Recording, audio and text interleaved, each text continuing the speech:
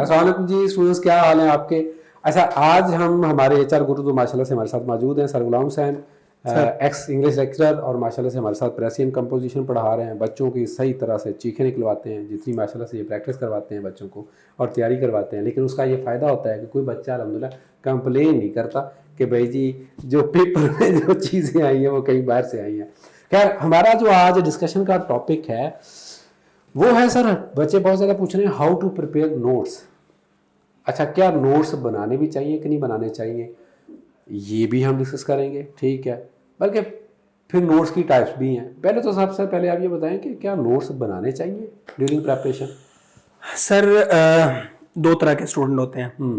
एक होते हैं मेरी तरह मीडियोकर, एक होते हैं आपकी तरह इंटेलिजेंट। माशाल्लाह, ठीक है जी, सही है, ठीक है, समझ गया, ठीक है। अच्छा जो इंटेलिजेंट बच्चे हैं ना सर, हाँ, वो नोट्स की तरफ कम उनका रुझान जाता है, सही है। क्योंकि वो शॉर्ट टाइम में मतलब शॉर्टकट टाइप स्मार्ट स्टडी जिसको हम कहते हैं उसे करते हैं। वो स्टिकी नोट्स ऊपर लगा लेते हैं, फ्लैप पर ऐड कर लेते हैं बुक्स में, ये पेज रख लेते हैं, मतलब एक चैप्टर के ऊपर एक पेज रख लिया, उस पर उसके की पॉइंट्स लिख दिए, सही है। दूसरे चैप्टर पे एक पेज फिर रख लिया, या कुछ स्टैंडर्ड बुक्स होती हैं उनके एंड पे नोट्स का एक पेज दिया भी हुआ होता है, ठीक है, वो एंड पे वही लिख लेते हैं, या फिर ऊपर जो हेडर फुटर होता है उसके ऊपर की पॉइंट्स नोट कर लेते हैं। या मतलब इसको मैं इस तरह से कह सकता हूँ कि वो शॉर्ट से नोट्स निकालना भी चाहिए अलग पेज पे, तो शॉर्ट से नोट्स, शॉर्ट से बिल्कुल। अच्छा, दूसरा जो तरीका ना सर, दूसरा तरीका ये है कि बिल्कुल जो है ना वो नोट्स बनाते हैं कुछ स्टूडेंट्स सेपरेट बैठ के, सेपरेट पूरा किताब की तरह। मैं भी जानता हूँ मतलब कुछ स्टूडेंट, उसमें से बहुत सारे बहुत अच्छे सक्सेसफुल भी रहे हैं। जी बिल्कुल। माजरत के साथ, मतलब मेरे एक स्टूडेंट है वो अबू बकर, ठीक है, वो 3 भाई, बल्कि माशाल्लाह से 4 भाई सिविल सर्विस में, ठीक है, गुलाम हुसैन, अबू बकर, फिर अबू सईद, उनमें से 3 जो है वो मेरे स्टूडेंट भी हैं, ठीक है। तो अबू बकर जो है वो पूरे लेंथी नोट्स बनाया करता था, मतलब पूरा डिट्टो टॉपिक जो है वो लिख के लाया करता था। लेकिन उसमें फिर बहुत ज़्यादा आपको मेहनत चाहिए होती है। वो स्ट्रेटजी का आपको एक फ़ायदा ये तो हो जाता है कि आपके हाथ से एक दफ़ा चीज़ क्या कर जाती है, निकल जाती है। तो जो एक चीज़ देखें ना, आपकी रिटेंशन पार बढ़ जाती है। एक चीज़ को आपने पढ़ा, ठीक है, एक चीज़ को आपने सुना, और एक चीज़ को फिर आपने लिख भी लिया। तो आप जब 3 चीज़ें ये कर लेते हैं तो उसको आपको मेमोराइज वो आपको ज़्यादा हो जाती है, उसका ये बेनिफिट होता है। अच्छा, मैं अपनी पहले वाली बात को मतलब मैं खुद ही उस बात को निगेट करूंगा, ठीक है, कि वो स्ट्रेटजी उन शार्प स्टूडेंट्स के लिए तो फायदेमंद होती है, लेकिन जो एवरेज स्टूडेंट है, मीडियोकर स्टूडेंट है, उनके लिए थोड़ा मसला होता है। सही है। अब देखें, आप सोशल वर्क तैयार कर रहे हैं, सोशल वर्क तैयार कर रहे हैं आप, तो आपका जो सोशल वर्क है वो आप एक बुक से नहीं तैयार कर रहे होते हैं, सही है, आपको उसे 2-3 किताबों से तैयार करना है। अब हर किताब पे आप स्टिकी नोट्स नहीं लगा सकते, हर किताब पे आप पेज नहीं रख सकते, वो आपको सारा ऑर्गेनाइज करना, नोट्स का पर्पस ये होता है कि ऑर्गेनाइज करना है, ऑर्गेनाइज। तो आप क्या करते हैं, आप अपना एक रजिस्टर मेंटेन कर लेते हैं या कोई पेज निकाल लेते हैं, फिर आप कुछ पॉइंट्स एक बुक से लेते हैं, कुछ पॉइंट्स दूसरी बुक से लेते हैं, कुछ तीसरी से लेते हैं, अपना एक अपने अंदाज में ऑर्गेनाइज्ड एक पैटर्न पे आप अपने नोट्स बना लेते हैं। वो होते हैं सर डिटेल्ड नोट्स, ठीक है, क्योंकि जो अमलगम होगा या जो मिक्सचर होगा मुख्तलिफ बुक से, मतलब एक पाकिस्तानी राइटर है तो एक इंडियन राइटर है तो एक फॉरेन वेस्टर्न राइटर है, तो तीनों के कॉन्टेक्स्ट भी डिफरेंट होंगे, तीनों के कॉन्सेप्ट भी डिफरेंट होंगे, उनका जो लैंग्वेज का पैटर्न है वो भी डिफरेंट होगा ऑब्वियसली। मैं इसकी से छोटी सी एग्जांपल अगर हम कर लें जी, लाइक फर्स्ट कि आपने चाइल्ड अब्यूज़ का एक टॉपिक लिया, बिल्कुल, ठीक है, या हम कहते हैं इकोनॉमिक प्रॉब्लम्स ऑफ पाकिस्तान का टॉपिक ले लिया। आप इसको पढ़ रहे हैं 3-4 डिफरेंट सोर्सेज से, बिल्कुल, तो अब आप वो 3-4 डिफरेंट सोर्सेज को क्या करना है, एक जगह पे कंपाइल करना है। तो आप एक पेज पे रख के उसकी एक ऑर्गेनाइजेशन करके, अरेंज करके, पेज से मुराद है एक नोट्स की शक्ल में उसको आप हेडिंग सब हेडिंग की शक्ल में ले आएंगे। आप ये इसको समझाना चाह रहे हैं, ठीक हो गया, चलें। तो वो आपके पास ऑर्गेनाइज्ड एक मटेरियल बन जाएगा, सही है। अच्छा, ये तो हो गया ना कि आपने डिटेल्ड नोट्स बना लिए, मतलब एक एक सब्जेक्ट पे आपके कोई 50-50 सफ़े या 100-100 सफ़े के आपके रजिस्टर बन जाएंगे, ठीक है। कुछ लोग तो ये करते हैं और ये बहुत हेक्टिक है, ये आसान नहीं है। हाँ, ये जो टाइम कंज्यूमिंग भी एक साल चाहिए इसके लिए, तैयारी के लिए, और इस तरह के बच्चे लंबा साल-1.5 साल की तैयारी करते हैं, साल 1.5 साल में लगे रहते हैं, तैयारी करते रहते हैं। और दूसरा जो पैटर्न है सर, दूसरा ये है कि या तो फिर आप उसी जो आप 3-4 सोर्सेज कंसल्ट कर रहे हैं, उसी में से आप शॉर्ट नोट्स बनाते जाएं, स्मार्ट स्टडी जिसको हम कहते हैं। ठीक है। या फिर आप पहले वो जो डिटेल्ड नोट्स हैं वो बनाएं, फिर आप स्मार्ट नोट्स बनाएं फॉर द रिवीजन, ठीक हो। क्योंकि डिटेल्ड नोट्स पूरा रजिस्टर एक रात में रिवाइज नहीं हो सकता, उसको रिवाइज करना मुश्किल हो जाएगा। बल्कि जब सीएसएस में तो सर आपको पता है पेपर 2-2 घंटे से हो रहे होते हैं। हाँ जी। और ये 3 दिन के अंदर तो आपके 6 पेपर हो जाते हैं, 4-5 दिन में आपके 10 पेपर हो 10 पेपर हो जाते हैं। तो वहां पे तो फिर 100 पेज पढ़ना था, आपके पास टाइम ही नहीं होता। एग्जैक्टली। और पीएमएस में भी आजकल यही है, 2 पेपर रोजाना होते हैं, तो आपके पास इतना टाइम नहीं होता। अब सर इसमें मेरा सवाल है आपसे, आपने किस तरह के नोट्स बनाए?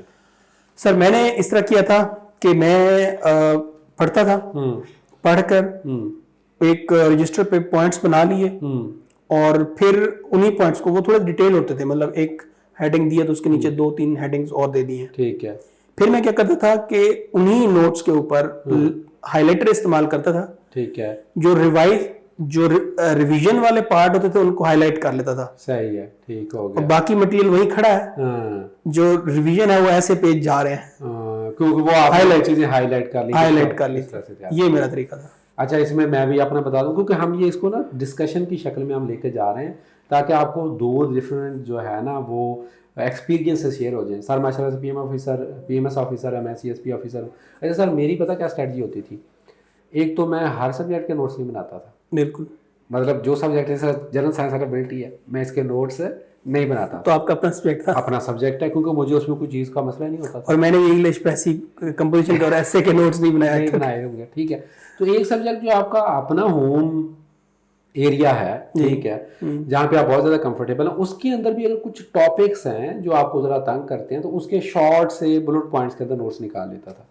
अच्छा, मुझे तंग करती थी सोशल साइंसेस, लाइक जिस तरह मुझे इंग्लिश तंग करती थी, या पाक फेस तंग करती थी, या करंट अफेयर तंग करती थी, उसके भी मैं डिटेल नोट्स नहीं निकालता था। उसके मैं क्या करता था, टॉपिक एक लिखा, उसकी हेडिंग्स, सब headings, codes, facts and figures, मतलब जो डेट्स फर्स्ट की मैं कहता हूँ कि जी इकोनॉमी ऑफ पाकिस्तान पे अगर मैं कर रहा हूँ, या टू नेशन थ्योरी पे कर रहा हूँ, तो अब टू नेशन थ्योरी पे जी उसमें टू नेशन थ्योरी है क्या, उसकी कोई डेफिनेशन छोटी सी लिख ली। सर सैयद अहमद ने क्या कहा था, उनकी कोई कोट है, ठीक है, या उससे पहले भी शाह वलीउल्लाह ने उस पर कोई बात की थी, कायद आज़म ने उस पर क्या कहा था, अल्लामा इकबाल ने उस पर क्या कहा था, ठीक है, अपोनेंट्स ने उस पर क्या कहा था, तो उनके अगर कोई कोट्स हैं तो वो लिख ली, और उनकी क्या बना ली आपने, हेडिंग, सब हेडिंग बना ली। तो मेरी तो ये एक स्ट्रैटेजी होती थी, और वो मैं लेंथी नोट्स नहीं बनाता था, मैं हमेशा शार्ट नोट्स ही बनाता था, और उसको फिर अगेन वही 2 घंटे के अंदर उसको क्या किया जा सकता था, रिवाइज किया जा सकता था। उसमें सारा फैक्ट और डाटाबेस भी मौजूद होता था। एग्जैक्टली सर, ये जो स्ट्रेटजी है ना कि या तो आप फिर डिटेल नोट्स बनाएं, उसके लिए फिर आपके पास टाइम भी होना चाहिए और आपके पास सोर्सेज भी होने चाहिए। बिल्कुल सही है। अगर आप सिर्फ पाकिस्तानी राइटर से ही डिटेल नोट्स बना रहे हैं तो उसका तो कोई फायदा नहीं। फायदा कोई नहीं। मतलब मैं भी ये कहता हूँ कि अगर आपने उसी किताब को दोबारा से सारी की सारी को लोड करना है तो फिर तो फायदा नहीं हुआ। ठीक है। हाँ, ये फायदा हो सकता है कि अगर आपने साल के अंदर या 1.5 साल के अंदर तैयारी करनी है तो फिर ठीक है, भले एक दफा सारा अपने हाथ से लिख ले, तो वो एक अलग चीज है। चलें, दैट्स वंडरफुल।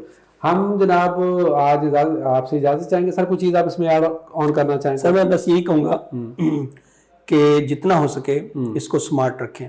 बिल्कुल सही है। डिटेल्ड चीजें नहीं पढ़ी जाती, डिटेल चीज सर सिर्फ एक दफा पढ़ी जाती है, वो बार बार नहीं पढ़ी जाती। सही है। जितना हो सकता है स्मार्ट रखें, और जिस तरह माइंड मैपिंग कर लें, नोट्स जो है ना सर, वो माइंड मैपिंग से ज्यादा माइंड मैप्स बने होते हैं। हाँ जी, मैं अपने जो हमारे वीडियोग्राफर हैं उनको बता दूंगा, वो आपको यहाँ पे साथ में माइंड मैप एक दिखा देंगे। ठीक है, वो माइंड मैप्स जो होते हैं, या चार्ट्स होते हैं, या टेबल्स जो ये सर ब्रेनस्टॉर्मिंग की बहुत बड़ी टूल है, बहुत बड़ी टूल है। उसमें ऐसा सर मेरा भी ये स्ट्रेटजी होती थी, मैं चीजों के ना टेबल्स, चार्ट्स, डायग्राम्स वो बाहर निकाल लिया करता था। उसके विटामिन्स है, आसान सी एग्जांपल देता हूँ, उसका एक टेबल है, ठीक है, उसके नोट्स बनाने की जरूरत नहीं, उसका टेबल किताब में से कॉपी करवाया, उसको नोट्स के अंदर क्या कर लिया, पेस्ट कर लिया या साथ में लगा लिया। बिल्कुल, तो वो आसानी हो जाती है जी। माइंड मैप्स जो है सर मुख्तलिफ नौइयत के हो सकते हैं, वो ग्राफिक हो सकते हैं, वो टेबल की फॉर्म में हो सकते हैं, या मैं तो बनाता था एक दरख्त, ट्री बनाया, और ट्री की जो एरियाज थे वो सारे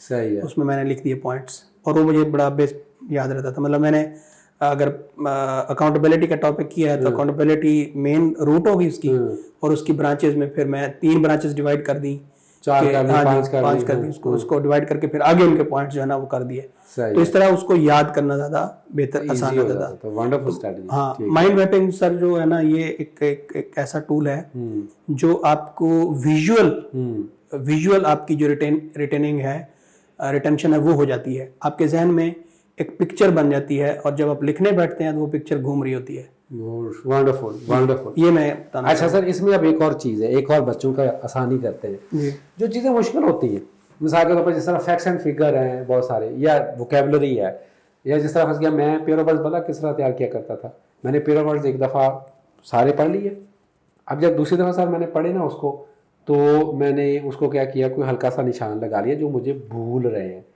तीसरा जब मैंने पढ़ा तो उसको मैंने जो भूल रहे हैं उसको क्या कर लिया, फर्ज किया ब्लू हाईलाइटर से हाईलाइट कर लिया। फिर जब मैंने उसको चौथी दफ़ा पढ़ा, उसमें से फिर जो भूल रहे हैं उसको मैंने ऑरेंज हाईलाइटर से या किसी और कलर के हाईलाइटर से उसको क्या कर लिया, हाईलाइट कर लिया। अब फर्ज के मेरे पास 1000 पेयर ऑफ वर्ड्स हैं, एट द एंड उसमें से जो मुझे अभी भी कंफ्यूज कर रहे हैं वो 50 है या 100 हैं, वो उसकी एक लिस्ट में अलग पेज पे निकाल के उसको फिर जेब में रख लूँगा, फिर उसको मैं रिवाइज करते रहेंगे, रिवाइज करता रहूँगा। एग्जैक्टली। तो इस तरह से भी चीज़ें तैयार की जा सकती हैं। सर समटाइम्स ऐसा होता है कि कुछ अच्छे नोट्स आपके हाथ भी लग जाते हैं। बने बनाए नोट्स भी 2001 के नोट्स बने हुए मिले थे मुझे, अतर इस्माइल साहब के, वो बड़े चलते थे, इस्लामियात के, वो मुझे मिले। अच्छा, एक और मुझे उनका नाम भूल गया है, उनके एस्से के मुझे नोट्स मिले थे, लिखे हुए थे उनके हाथ से, और आउटलाइंस कुछ बनी हुई थी और कुछ आगे फैक्ट्स लिखे हुए थे। तो वो कुछ 4 या 5 ऐसे थे। सही है। उससे मुझे बड़ी हेल्प मिली कि मुझे पैटर्न पता चल गया कि अच्छा मैंने इस पैटर्न पे जो है इसको थोड़ा कॉपी कर लेते हैं। बिल्कुल। और अतर इस्माइल का जो इस्लामियात के नोट से मैं तो फिर रटा लगाता था उनको। अच्छा, अतर इस्माइल के जो थे वो हमारे दौर में भी पाकिस्तान फेयर के नोट्स भी चल रहे होते थे, इस्लामियत के भी चल रहे होते थे। जी जी बिल्कुल। उस्मानी साहब के नोट्स चल रहे होते हैं, ठीक है। दो के हम रिकमेंड ये करते हैं कि आप नोट्स खुद के बनाएं। उसका ये फायदा ये होता है क्योंकि भाई अगर अतर इस्माइल की नोट्स, अब क्योंकि आपने नाम ले दिया ना तो सारी दुनिया ने अतर इस्माइल के नोट सर्च करना शुरू कर देने। अब 1000 बंदा अगर आपको नहीं मिलने नहीं, अब 1000 बंदा अगर अतर इस्माइल के नोट्स ही जाके लिखेगा तो फिर नंबर नहीं, बिल्कुल वो तो जाहिर है स्ट्रेटजी आपको चेंज करनी पड़ती है, ऐसा हरगिज नहीं है।